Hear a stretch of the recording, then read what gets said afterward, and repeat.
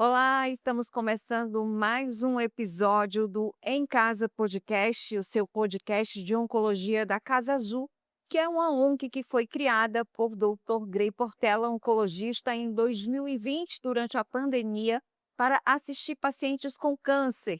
Demos um salto, hoje já oferecemos quimioterapia de graça para mulheres com câncer de mama e temos uma missão de continuar esse atendimento porque vamos dar um grande passo. Nós estamos construindo uma nova sede e muitas coisas boas vêm por aí. Mas hoje a gente está aqui para trazer um tema bem importante para a gente compartilhar com você. E eu já vou convidar o Dr. Grey Portela para chegar e contar para vocês o nosso assunto e também apresentar o nosso convidado de hoje. Sejam todos bem-vindos. Estamos aqui novamente com o nosso podcast, Em Casa Podcast, com o objetivo de divulgar a Casa Azul Oncologia, a nossa ONG, a qual eu sou cofundador, que já existe há 5 anos, que ajuda pacientes de forma gratuita no Vale do São Francisco. E atendendo a pedidos, né, Leciane? Foram muitos pedidos em relação a patologia gastrointestinal, então, a gente já tinha falado de várias vezes, mas toda vez as pacientes perguntavam: "Quando é que o senhor vai falar de patologia gastrointestinal?". Então a gente tem que agradecer esse programa hoje é em homenagem à Soraya, tá. Porque Soraya, para quem não sabe, ela trabalha com a gente já faz quase 20 anos, né. E quando Soraya soube que era patologia gastrointestinal, ela bateu o pé. Então, qual é o nome da cidade? Parnamirim, Parnamirim. mais precisamente Poço do Fumo. Então, o programa hoje é em homenagem a todos os habitantes de Parnamirim, mais precisamente o Poço do Fundo, onde nosso convidado tomava banho de barreiro, que eu já estou sabendo, tomava banho de açude de barreiro na infância. Lá na Veneza, isso. Então, com muita honra, nós estamos hoje com meu querido amigo, doutor César Falcão, formado em fez medicina na Universidade Federal de Pernambuco, em Recife, fez gastroendoscopia na UPE, em Recife, e está aqui nos dando a honra para a gente falar de patologia benigna do trato gastrointestinal alto. Seja bem-vindo. Obrigado, Grey. Você Tá? foi muito indicado. Grato pelo convite e gostaria de estender também a Soraya essa indicação e todo o empenho dela e espero contribuir à altura da indicação de Soraya no Com podcast de certeza. hoje. Com certeza, a gente já se conhece há muito tempo e eu tenho certeza, César, que a admiração é mútua, entendeu? Foi Verdade. quase 20 anos de parceria e não tinha como a gente falar de patologia gastrointestinal sem você. E o primeiro programa teria que ser com você, com certeza. Obrigado. Leciane, vamos começar? Vamos, mas antes eu quero aqui fazer um elogio, né, do Dr. César Falcão, que já estive com ele várias vezes para fazer endoscopia, né, que fazer o controle da bariátrica, inclusive há pouco tempo, e realmente é esse médico muito humanizado que trata a gente. Ele já começa brincando, a gente chega no consultório, ele já começa com piada para a gente ficar mais à vontade, ficar mais tranquilo, e faz a diferença. E o Dr. Grey tem pensado muito nisso, em buscar profissionais que têm esse viés humanizado para que a gente possa levar essa informação de uma forma leve e tranquila para vocês. Então, sem falar que a última endoscopia que eu fiz, eu estava extremamente ansioso, né? E César veio já é uma piada, né? Já começa a falar. Quando eu olhei, César, o que é isso? Não, já estou anestesiando. Ai, pronto, eu não lembro mais de nada. Então, isso é que você trata seu paciente bem, com esse diferencial. Isso é importantíssimo, com certeza. César, para a gente começar, hoje a gente se fala muito em hábitos de vida, né? Hábitos alimentares, qualidade de vida. Eu queria que você falasse aqui para o nosso público qual a importância entre os hábitos alimentares e patologia gastrointestinal. Isso. É de suma importância preservarmos e mantermos hábitos alimentares saudáveis, hábitos de vida, onde está incluídos os hábitos alimentares saudáveis, haja vista a relação direta com a saúde gastrointestinal. Quando falamos de hábito de vida, devemos lembrar não só da alimentação, mas também da qualidade do sono e da prática de atividades esportivas, certo? Visando uma saúde global, dentre esta, a gastrointestinal. Especificamente sobre a questão alimentar, devemos ter em mente que uma boa alimentação, ela inicia com a escolha e o preparo dos alimentos corretos, de forma saudável, passando pela mastigação, que é o primeiro processo orgânico da digestão, da nossa alimentação e digestão. E sempre ressaltando a importância do horário das refeições e da quantidade de alimentos. Doutor César, então quais são as doenças que são mais prevalecentes dentro do consultório? Atualmente, tem-se observado a doença do refluxo gastroesofágico, as gastrites e a síndrome do intestino irritável. O senhor pode explicar cada uma delas para a gente, Sim. por favor? A doença do refluxo gastroesofágico, comumente chamada de refluxo, é o caminho retrógrado, ou seja, inverso, do conteúdo gástrico para o esôfago, onde esse retorno, esse caminho retrógrado, pode ser líquido ou alimento. A gastrite, de uma forma simplista, é a inflamação da mucosa, que é o revestimento do estômago, da mucosa gastrointestinal. E a síndrome do intestino irritável nada mais é, ou síndrome do colo irritável, é uma doença de cunho onde se participa o eixo cérebro e intestino, tendo uma alteração gastrointestinal, caracterizada por dor e alteração do hábito intestinal, seja diarreia, constipação ou alternância entre os dois. Ô César, e o que causa o refluxo? Que todo mundo fala tanto, está Isso. tão em voga agora. O refluxo gastroesofágico é o retorno, é o movimento retrógrado do conteúdo gástrico para o esôfago. As causas nós temos desde a hipotonia, ou seja, a diminuição da pressão do esfíncter inferior do esôfago, que é uma válvula que separa o esôfago do estômago. Então, essa válvula hipotônica, ou seja, frouxa, não há a contenção suficiente e pode favorecer, facilitar o retorno desse conteúdo gástrico para o esôfago. E quais são os fatores que fazem a pessoa ter essa doença? Isso nós temos desde fatores genéticos até fatores ambientais e passando por estes, principalmente a obesidade, o erro alimentar, são os principais. Tudo começa pela obesidade, né, doutor Grey? A gente vê aqui que quase todos os profissionais que sentam aqui com a gente no podcast, eles trazem sempre um dos primeiros fatores é a obesidade. E, doutor César, em relação à questão dos sinais, quais são os sintomas que esses pacientes sentem em relação a essas doenças? Principalmente do refluxo gastroesofágico é a pirose, comumente conhecida como azia. Então, é a azia, que é aquele queimor retroesternal, que é aquele queimor atrás do peito. Associado a isso, nós podemos ter a regurgitação, que é a sensação de retorno do líquido. Isso pode ser que o paciente sente que vem um líquido quente até a garganta e ter a sensação de que vai expulsar, que vai eliminar esse líquido.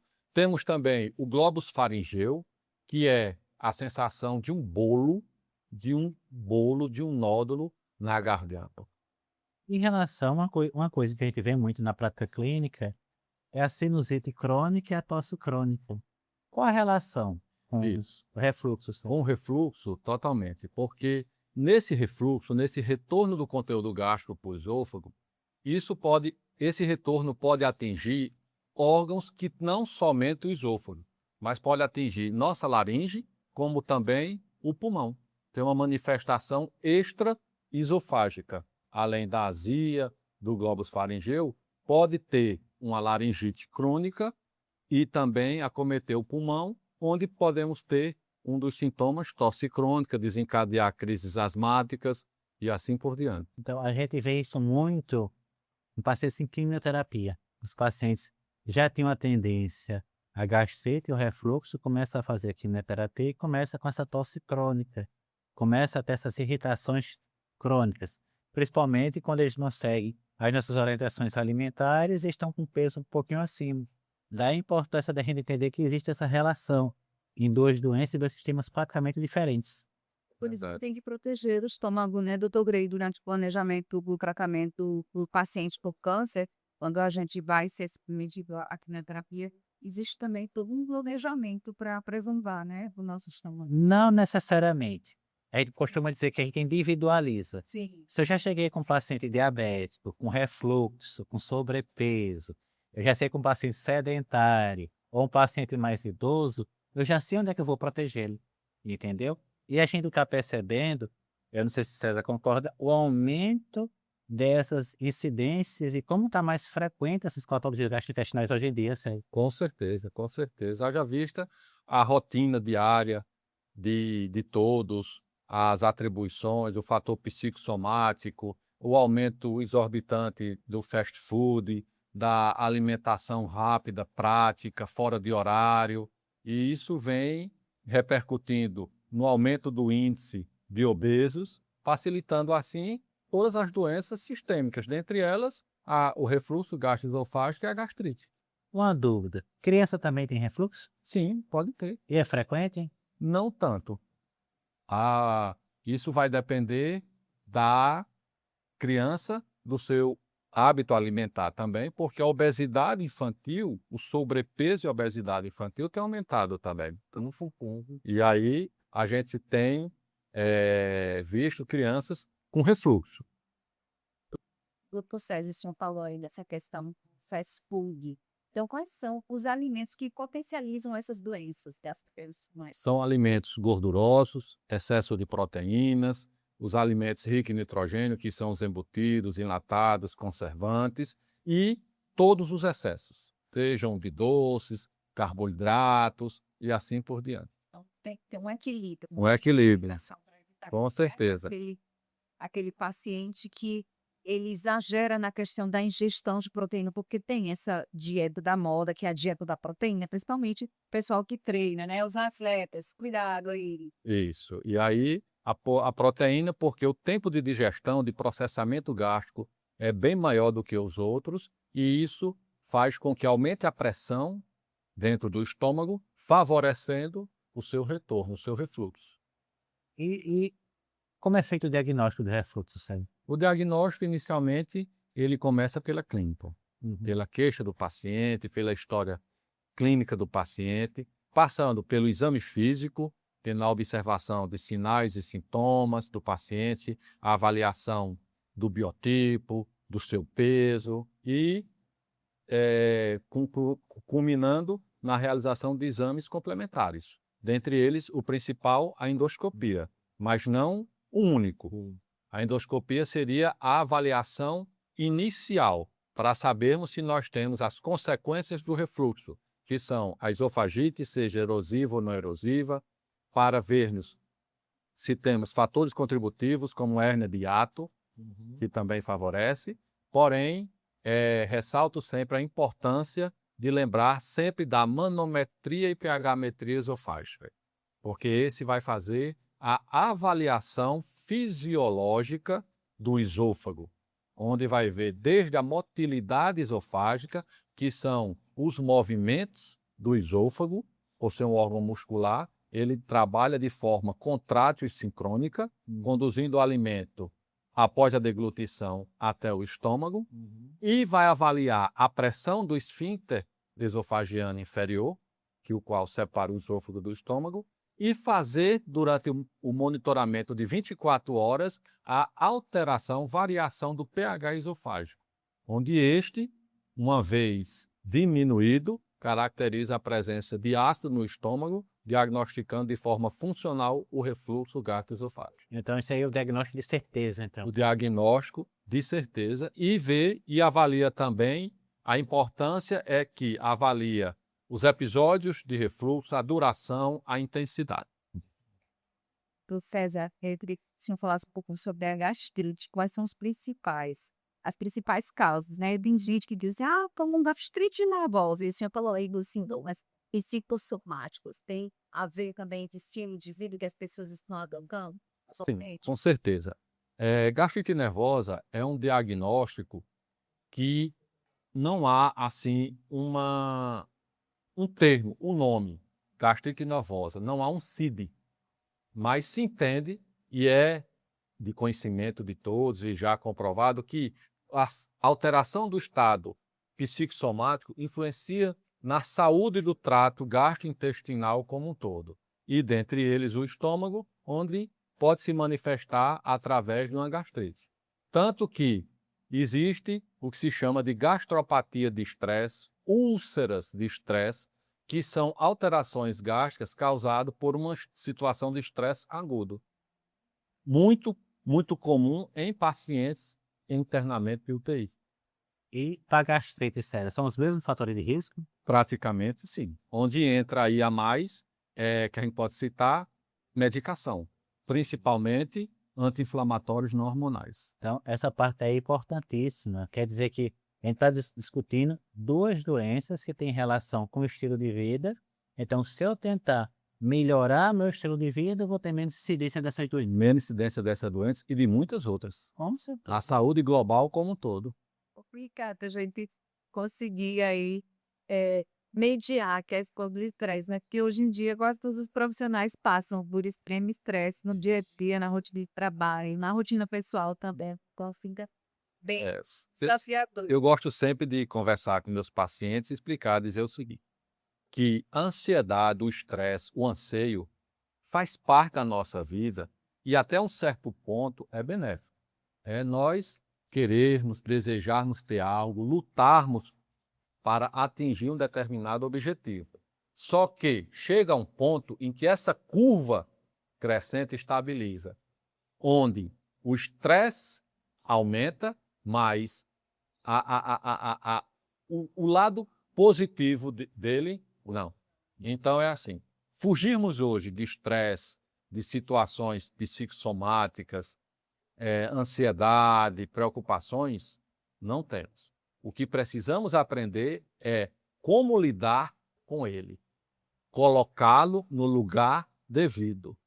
É aquela questão que a gente precisa realmente parar para respirar, para desacelerar. A gente precisa ter esses momentos. Ui. A gente se cobra muito e acaba, né, nessa encruzilhada de, não, mas o meu trabalho exige muito de mim, né? A gente tem que repensar muito, né, Dr. César, Com da certeza. nossa saúde. Com certeza. Que A qualidade de vida como um todo, não? isso. Porque acho que isso é importantíssimo. Quando a idade vai chegando, se você não pensar em você, se você não pensar na sua qualidade de vida, ninguém vai fazer isso por você. Não. Você com certeza, isso tudo. Então, vamos continuar aqui. Quando a gente fala também em doenças gastrointestinais, a gente lembra do H. pylori. Muito se fala do H. pylori. E é exatamente isso. A H. pylori, que é a Helicobacter pylori, ela é uma bactéria que nós adquirimos, onde o veículo de transmissão principalmente é a água, e aí a gente estende também para alimentos crus, afermentados, mal cozidos, e que habita única e exclusivamente o estômago. Só que ela, para sobreviver ao estômago, que é um ambiente hostil devido à presença do suco gástrico ou ácido gástrico, que é o ácido clorídrico, ela desenvolveu mecanismos para sobreviver, onde ela produz substâncias que diminuem essa acidez e favorece a colonização dela no estômago, onde ela pode ser desde assintomática até levar o surgimento de úlceras e até mesmo de forma crônica ao câncer gástrico. O diagnóstico do H. pylori, qual é a orientação para os pacientes? A orientação é, inicialmente, avaliar a questão da água e dos alimentos cru mal fervidos e iniciar o tratamento. Como toda e qualquer bactéria, o tratamento é com antibiótico. Não é diferente. O César, é verdade, é uma lenda urbana esse negócio que a H. pylori você pega com gelo? Com gelo? Você? Não.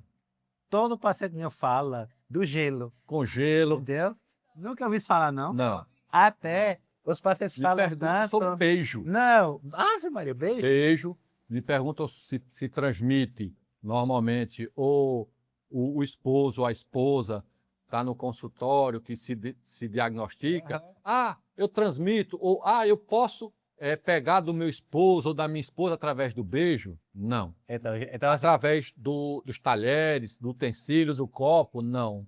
não, porque assim, então, Mas a temperatura abaixo de 0 grau já seria suficiente. duas pacientes que me perguntaram isso essa semana e eu ia falar isso para o doutor César. Inclusive, elas falaram que a culpa é do restaurante.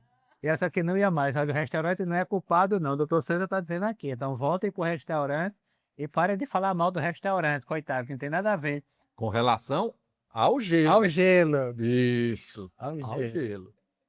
Ô, César, então, toda gastrite H. pylori positiva, eu tenho pacientes com gastrite sem H. pylori. Sim, com certeza. São situações totalmente independentes. A H. pylori realmente pode levar, como eu falei, desde uma alteração mínima até a úlcera. Já a gastrite são outros fatores totalmente independentes da H. pylori, como anti-inflamatórios, antibióticos, a alimentação, a questão psicossomática e assim por diante. Você de uma forma mais profunda e direta explique, por favor, qual é a relação entre a gastrite e a úlcera? A gastrite, ela é a inflamação da mucosa, que é o tecido que reveste superficialmente o estômago. A úlcera é quando há uma quebra desse revestimento que ultrapassa a camada superficial da mucosa da parede gástrica. Então a gente pode entender que, como eu falo para os pacientes, a gastrite é a inflamação superficial. Imagine um bumbum de uma criança, de um recém-nascido. Se nós dermos um tapa, vai ficar vermelho. Ali seria a gastrite. A úlcera seria um ferimento ou um corte na pele que ultrapassasse a camada superficial, a submucosa. E quais são os sintomas para o pessoal que está assistindo da úlcera e da gastrite, seu? Os sintomas, eles podem se coincidir, onde o principal seria a dor. Isso, lógico, vai depender da intensidade da gastrite e também de características das úlceras, como o tamanho, a localização dentro do estômago, a quantidade de úlceras, onde a úlcera pode ir desde dor até suas complicações, como sangramento e perfuração gástrica. Do César, eu teria voltado para a síndrome do intestino irritável, porque quem tem sofre muito, porque fica muito irritado em relação à alimentação. Assim, qual é a orientação para o paciente que sofre? A síndrome do intestino irritável é uma entidade clínica onde a participação de dois pontos principais. Primeiramente, o eixo cérebro-intestino, ou seja, é uma doença funcional. Eu sempre gosto de especificar para os pacientes para entender e comparar com uma das doenças funcionais mais antigas da humanidade, que é a enxaqueca. Ou seja, a enxaqueca é uma entidade onde o paciente tem dor, porém nós não temos nenhum exame, seja ele de imagem laboratorial, que vá chancelar, ou seja, que vá concluir enxaqueca. Ou seja, por ser doença funcional, é do funcionamento, é a nível molecular, é a nível de neurotransmissores, é a nível celular, onde aqui é o foco, que é a origem dessa síndrome. E aí, além do eixo cérebro-intestino, nós temos alterações da flora intestinal e alterações principalmente da permeabilidade do intestino. Hoje já se entende que muitos pacientes com síndrome do intestino irritável há um aumento do espaço entre as células intestinais e outras que favorecem a translocação de substâncias, de agentes irritativos que atingem mais facilmente as terminações nervosas e outras células abaixo dessa parede celular, que leva a todo desencadeamento num processo microinflamatório e de dor. Não. Enxaqueca tem cura? Você vive assim, no intestino desagradado. Se controla, se controla. Você E pode ter, consumir leite, glúten, nada. isso, Fica bem delicado, a gente né? precisa entender que devemos sempre particularizar. Ou seja, tem pacientes que sim se alimentam de glúten, sim ingerem leite, porém cada paciente ele é único. Sim. Porque quando falamos do eixo cérebro-intestino, isso é particular de cada um, certo? Então, assim, a individualização, a particularização do alimento, ela é importante. Mas não é somente isso. É ver a parte neurológica, psicológica, ver a parte de imunidade, ver a parte da flora bacteriana como um todo. Então, o tratamento da síndrome do intestino irritável ele é um tratamento global, onde começamos lá na nossa mente, passamos para o intestino, onde a atividade física, a alimentação participam de forma bem importante, prevenindo recorrência de crises e mantendo o paciente estável, mas curável. Não. É um universo de informações, né, doutor Grey? Nós temos 2 pacientes em comum, que foi justamente isso, elas tinham crises homéricas, iam na emergência, uma simulou um apendicite, eu achei que estava tendo apendicite, outra hora ela simulou um abdômen agudo, e não resolvia, não resolvia, não resolvia, e era 2, 3 anos. Aí eu falei assim: "Amiga, vamos fazer o seguinte, tu vai em doutor César". Aí ela: "Mas por quê?". "Não, porque ele vai te escutar. Você vai em doutor César, tu vai escutar". Aí foi. Dito e feito. Deu um pouquinho de trabalho no início, mas Isso. o fato de você ter um profissional que escute você, que toque com você, que esteja do seu lado, eu acho que ela tá uns 2 anos, 3 anos sem ir numa emergência. Que bom. Porque ela entendeu, ou seja, ela começou a malhar, ela começou a fazer um bloqueio familiar em relação ao estresse, ela mudou a forma profissional dela, ela entendeu isso. Foi difícil ela entender isso, entendeu? Porque às vezes a gente vai no médico, quer que tenha uma chave mágica, que resolva tudo, não é isso. Aí qual era o problema? O problema maior foi que ninguém escutou ela, entendeu? Aí eu falei assim: "Não, vamos fazer o seguinte, você vai no César". E eu gosto de conversar. Aí Você vai no César, eu vou dar um remedinho para acalmar você. Dito e feito, 3 anos sem crise, é um absurdo, entendeu? Para você Tipo de ações, né? o conjunto de ações. a questão chave aí, Grey falou, é realmente escutar o paciente e o segundo ponto é descaracterizar um pouco a doença, porque os pacientes, eles têm dor e dor é um dos critérios do diagnóstico da síndrome do intestino irritável, que é a dor abdominal, e o paciente, ele quer um exame, ele espera um exame que venha a causa daquela dor. Só que fazemos tomografia normal, ressonância normal, colonoscopia normal. Como diz o paciente, não dá nada e eu tenho dor.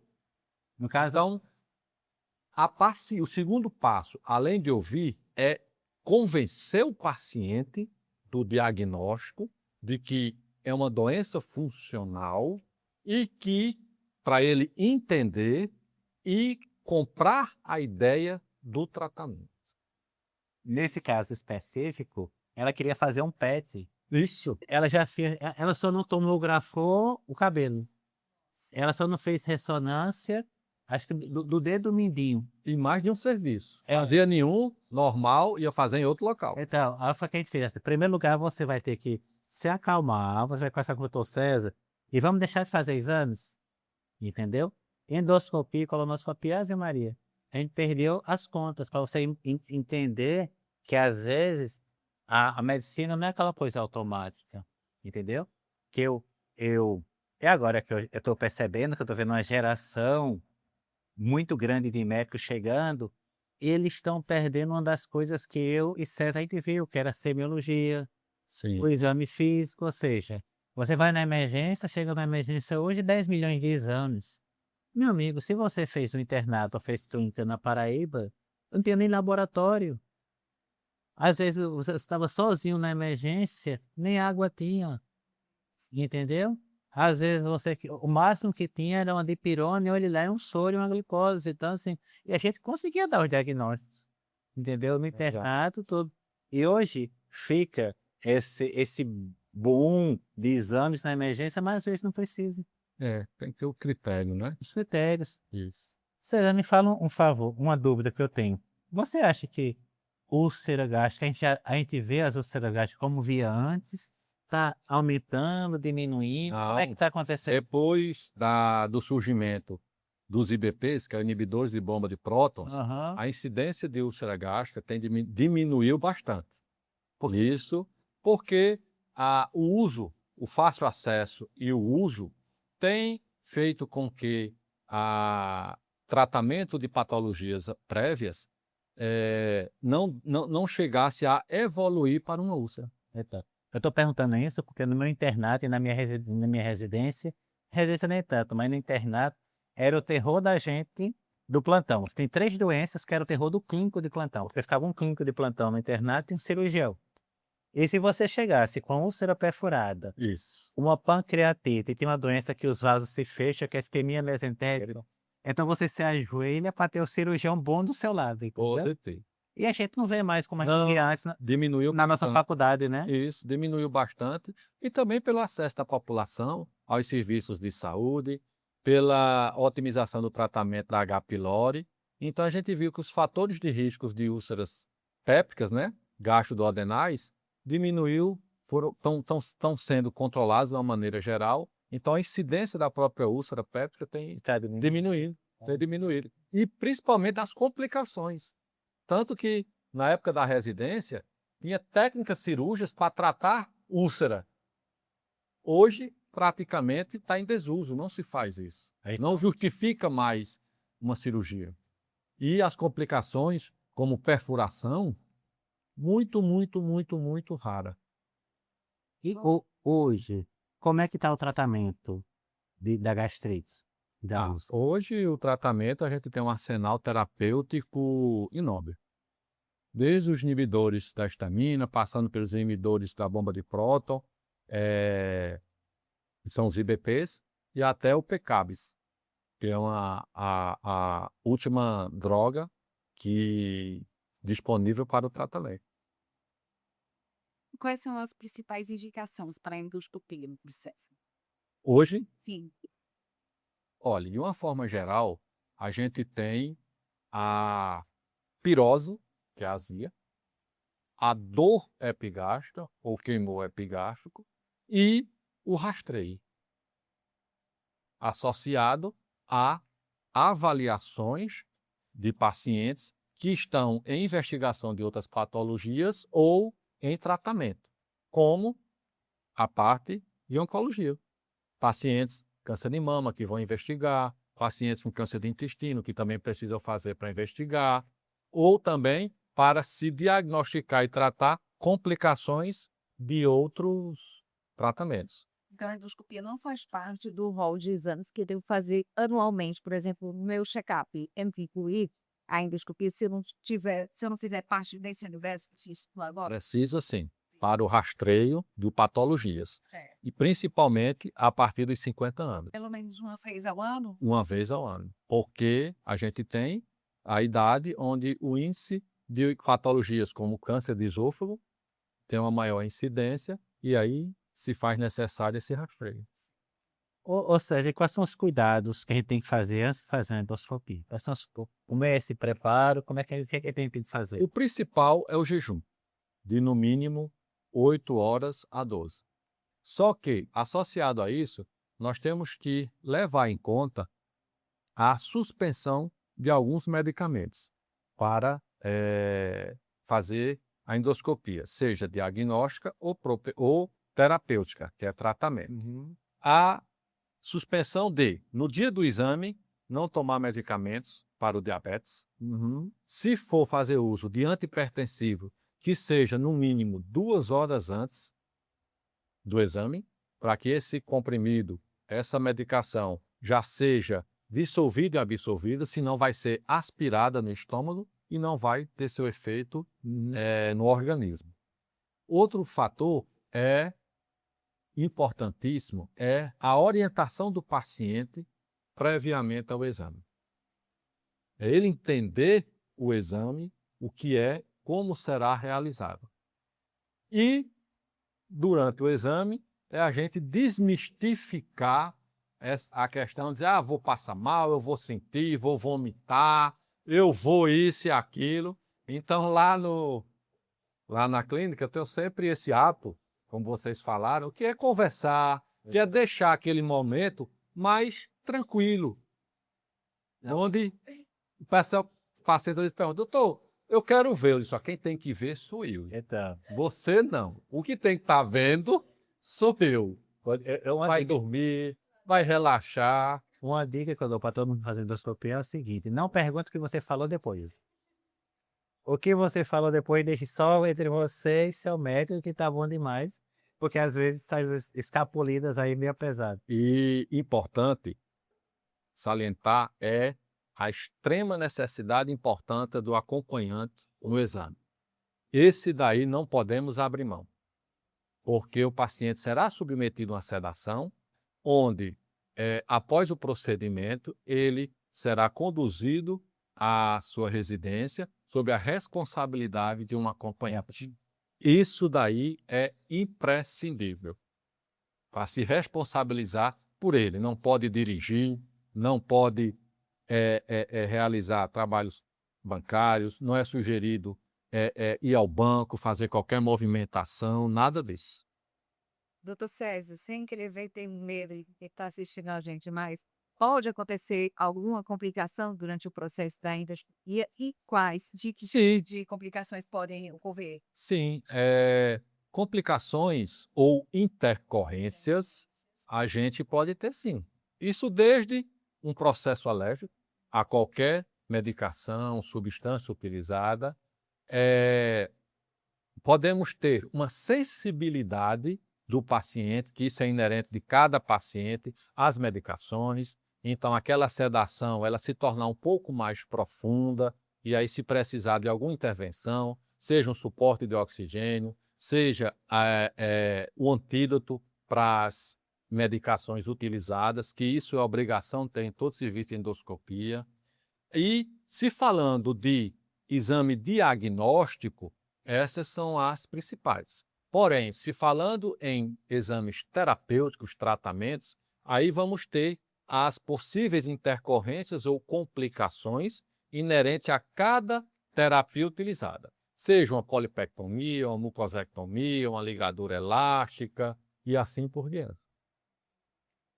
Uma coisa que a gente está percebendo hoje muito, César, é os colegas fazendo endoscopia e colonoscopia, Sim, entendeu? Hoje é seguro fazer endoscopia e colonoscopia Sim. juntos? sim, com certeza. Pode ser feito os 2 procedimentos. E isso para otimizar a sedação.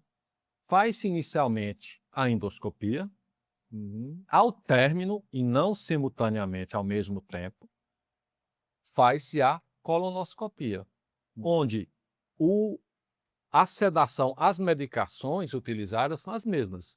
O que vai aumentar é o tempo de sedação. E o paciente faz. Agora, lógico, cada caso é um caso. Existem as contraindicações por endoscopia e com a coluna. Se o paciente não preencher nenhum critério destes, está apto a fazer os 2 no mesmo momento, mas não simultaneamente.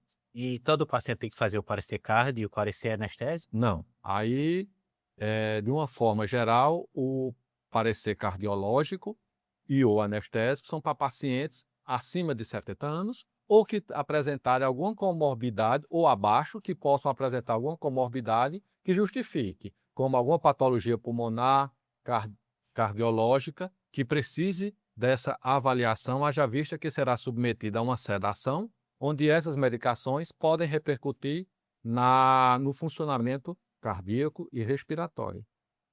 Doutor César, para a gente concluir nosso episódio de hoje, quais são os avanços dos últimos anos em relação à endoscopia? Hoje a gente tem o uso da IA. Já existe aparelhos endoscópicos onde o software IA está acoplado e, paralelamente ao exame visual do examinador, do endoscopista, a IA faz a avaliação daquela área que está sendo visualizada e alerta possíveis alterações e ainda sugere, dentro daquelas alterações, o que pode ser de uma forma mais prevalente.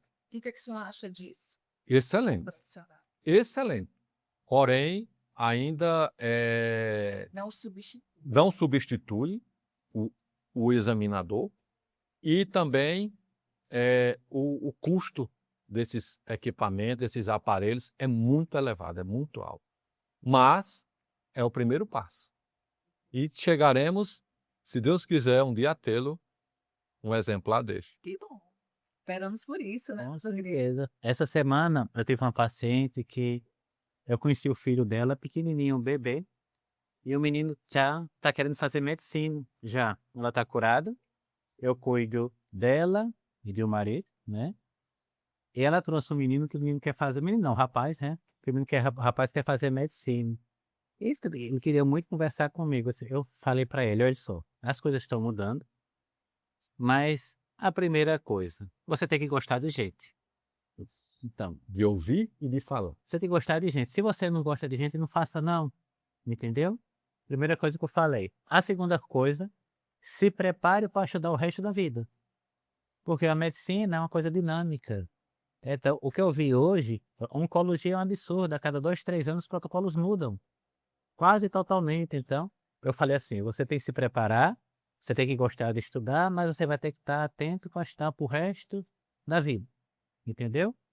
E a terceira coisa, que eu acho que é mais importante, você tem que sentir que é isso realmente que você quer. Se seu coração está dizendo que não é isso, faça não. Porque se você quiser fazer bem feito, seu coração vai dizer, faça isso. Entendeu? E eu acho que a gente ainda foi uma das últimas gerações de residência de medicina raiz, nessa, Sim. entendeu? Porque assim, as coisas eram um pouquinho mais difíceis, mas a gente lutava porque a gente queria aquilo do fundo do coração. E hoje as coisas estão mudando um pouquinho. E aqui, César é dos exemplos de uns profissionais que eu acho que a gente precisa ter mais aqui no Vale do São Francisco, né? Eu estava muito ansioso com esse convite, porque ele é difícil de responder, né? Ele é Mas difícil. respondo. Oxe! Aí é difícil de Respondo. responder. Respondo. Aí eu falei assim, não, mas você vem mesmo? E eu Mas disse que falei, sim. aí eu disse, não, Soraya, vamos ficar no pé dele, vamos botar Soraya Leciane, que ele tem que vir para nesse primeiro dia de gastrointestinal, com certeza teria que ser com você. E eu acho que o programa foi, Eu vi. com certeza, extremamente didático. Eu tenho muito a agradecer aqui a presença do meu amigo e meu endoscopista, né, Dr. César aqui, e com certeza a gente teremos mais discussões como essa. Eu queria agradecer muito a todos que ficaram com a gente até agora. Em nome da Casa Azul, nosso muito obrigado. Pois é, foi uma super aula, né, sobre esse universo das endometriose, gente, e a gente sai daqui no feliz com o resultado. Então, se você teve acesso a essa informação, ou conhece alguém que precisa também acessar, compartilhe. A gente fica aqui e muito obrigada. Muito obrigada, doutor César. A nossa Obrigado, mensagem obrigado. final agora é sua, para o nosso público. Agradecer o convite e dizer que não sou respondo as mensagens sim, demora um pouco, mas respondo, e que só tenho a agradecer eu sempre falo às vezes para os amigos, agradecer à medicina por nos permitir essas amizades, esses encontros, e deixar assim você falou no final que um filho de uma paciente sua querer ser médico. Eu escutei uma vez, na época do internato, e nunca me esqueço. O professor falou que faça o que faça com amor e carinho. porque além do reconhecimento dos homens, ganharás o afeto dele. Ou seja, isso vale para qualquer profissão.